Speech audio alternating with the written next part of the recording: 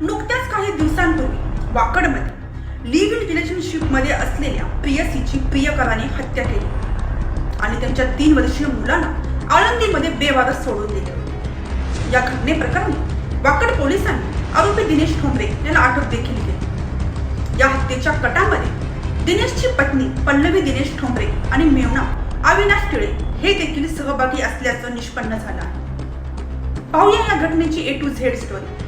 नमस्कार, मी प्रिया गायकवाड आणि आपण पाहतात पोलीस वॉरंट।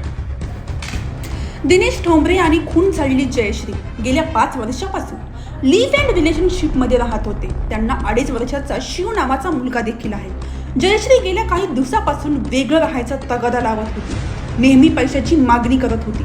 जयश्रीला दिनेशच्या पत्नीसोबत भेटून बोलायचं म्हणत होती।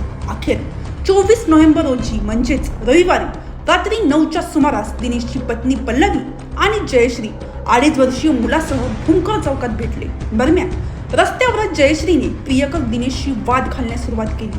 हा वाद 4 चाकी गाडीत बसवून मिटवण्याचा दिनेशने प्रयत्न केला, परंतु प्रियसी जयश्री ही ऐकण्याच्या मनस्थितीत नव्हती।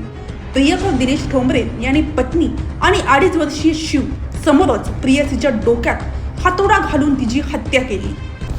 अन मृतदेहाची विल्हेवाट लावण्यासाठी पत्नी पल्लवीने मेवणा अविनाश टिळेला फोन करून बोलवून घेतलं। दिनेश आपल्या पत्नी मेवणा आणि 2.5 वर्षीय शिवसह 4 चाकी गाडीतून साताऱ्यातील एका घाटामध्ये गेला। त्या ठिकाणी जयश्रीचा मृतदेह फेकून देण्यात आला। दुसऱ्या दिवशी म्हणजे 25 नोव्हेंबर रोजी 2.5 वर्षीय शिवला आरोपी दिनेश ठोंबरे आणि पल्लवीने आळंदीतील एका यात्रेत बेवारस सोडून दिलं। दरम्यान शिव पोलिसांना सापडला आणि त्यानंतर हे प्रकरण उघडकीस येण्यास सुरुवात झाली। लिव्ह अँड रिलेशनशिप मध्ये राहणाऱ्या जयश्री मोरे ही बेपत्ता असल्याची तक्रार वाकड पोलीस ठाण्यात दिली आणि ती बेपत्ता असल्याचा बनाव दिनेशने रचला। परंतु काही तासांनीच जयश्री मोरेचा मृतदेह साताऱ्यातील पोलिसांना मिळाला आणि दिनेशचं बिंग फुटलं।